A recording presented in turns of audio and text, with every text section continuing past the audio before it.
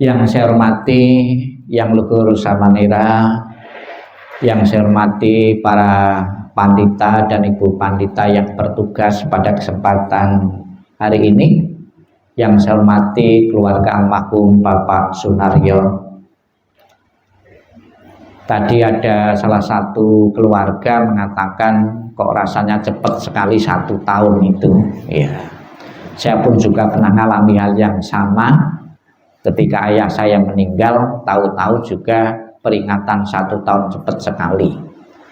Memang Bapak Ibu, kalau perpisahan itu terjadi orang-orang yang kita cintai, waktu itu sangat cepat sekali. Sekalipun ya, tapi berbeda dengan perpisahan atau berkumpul dengan orang-orang yang tidak kita cintai. Rasanya itu waktu itu lama sekali.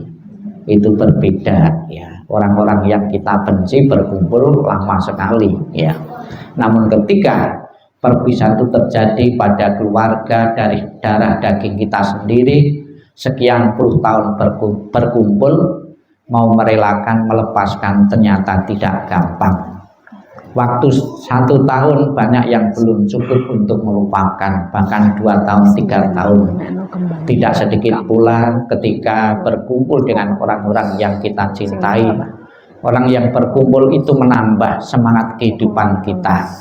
Namun ketika yang kita cintai itu meninggal, akan membuat batin kita, pikiran kita itu tidak bersemangat lagi.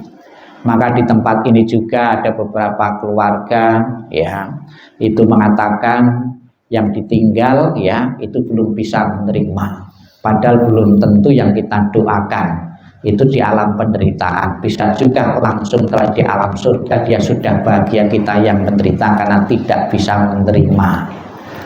Maka dalam beberapa kesempatan Bapak Ibu, Sang Buddha membantu masyarakat untuk menyadari, menyelami ya, dan menerima hukum perpisahan itu sebagai hukum kewajaran karena tinggal kematian. Pernah ada seorang wanita ditinggal mati oleh anak tunggalnya. Bisa kita bayangkan seorang wanita punya anak tunggal mati, dia stres berat. Kemudian datang kepada Sang Buddha diminta menghidupkan anaknya yang sudah mati itu. Sang Buddha pun tidak langsung menyanggupinya, namun bikin cara bagaimana Sang Buddha menyadarkan bahwa hukum kematian itu berlaku bagi semua tanpa kecuali bagi keluargamu atau anakmu. Sang Buddha menyuruh wanita ini untuk ketemu orang sebanyak-banyaknya dan menanyai, apakah keluargamu pernah meninggal? Apakah keluargamu pernah meninggal? Ya, itu sebagai syarat ya, diceritakan untuk mencari biji lada ya, yang berasal dari keluarga yang belum pernah ada keluarganya meninggal. Pertama sekali ya, antusias sekali ya, Kisah Gotami ini antusias sekali mencari biji lada yang berasal dari keluarga yang belum pernah ada kematian di situ. Ya namanya bingung ya, pasti dia pun antusias sekali, semangat sekali mencari untuk sebagai syarat obat anaknya agar hidup kembali ya. Setelah dicari ke sana kemari dan tanya, ternyata tidak pernah ada satu keluarga pun yang belum pernah ditinggal kematian ya, belum. Kemudian dia menyadari ternyata kematian itu bukan saja terjadi pada anakku, pada keluargaku, namun semua keluarga juga pernah mengalami hal yang sama.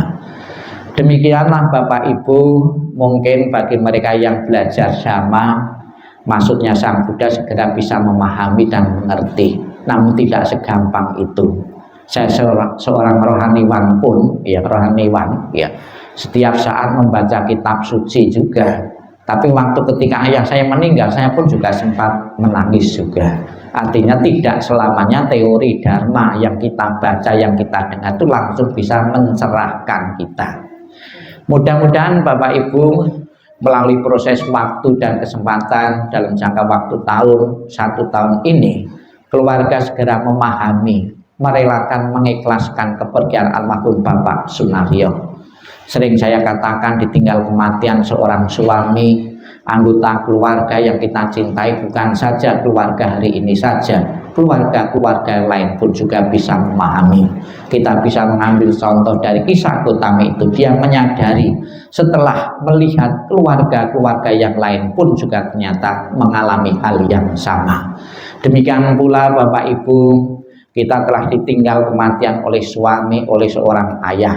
Semoga melalui peringatan ini bukan saja kita bermanfaat bagi arwah almarhum, namun juga bermanfaat bagi batin kita bisa menerima kematian sebagai hukum universal. Maka di kalangan umat Buddha untuk bisa segera mungkin menerima kematian dari salah satu anggota keluarga, kalau Bapak Ibu datang ke kebaktian, itu ada kebaktian, itu ada perenungan. Suatu saat nanti saya akan sakit, akan tua, akan mati, direnungkan setiap saat. Ternyata membantu sekali. Di saat salah satu anggota keluarga sakit dan tua, kita bisa menerimanya.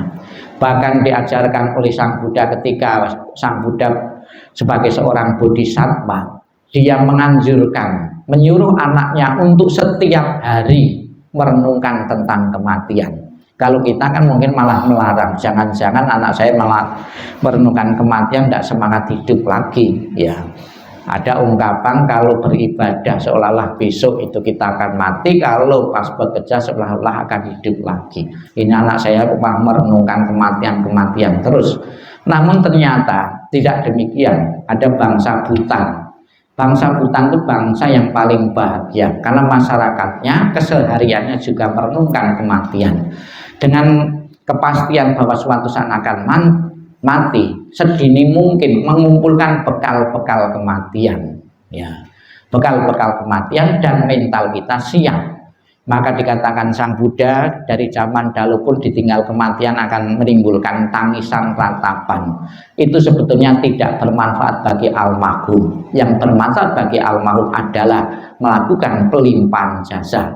Pelimpahan jasa yang kita lakukan pada saat ini dicontohkan kita mempersembahkan persembahan. Oh, ternyata sekalipun 1 tahun yang lalu saya meninggalkan keluargaku, istriku, anakku tetap memperhatikanku, tetap melayaniku, terbukti mempersiapkan makanan-makanan ini, membentuk kondisi arwah itu bahagia. Dengan kondisi bahagia yang diciptakan sendiri atas bantuan yang hidup ini akan mendukungnya, beliau telahnya di alam bahagia. Itu yang pertama. Kemudian sebaliknya, ditinggal kematian 1 tahun, keluarganya yang tadinya harmonis jadi tidak harmonis, tidak rukun. Itu akan membuat arwah itu menderita. Nah, kelahiran di alam penderitaan, arwah yang menderita ya di alam penderitaan. Jadi sebetulnya Bapak Ibu, surga dan neraka bagi orang tua kita juga sangat didukung oleh keluarga yang masih hidup ini. Semoga setelah peninggalan almarhum tetap menjaga keharmonisan, kerukunan di antara saudara dan famili. Sebagai cetusan terima kasih kepada beliau. Sadu, sadu, sadu.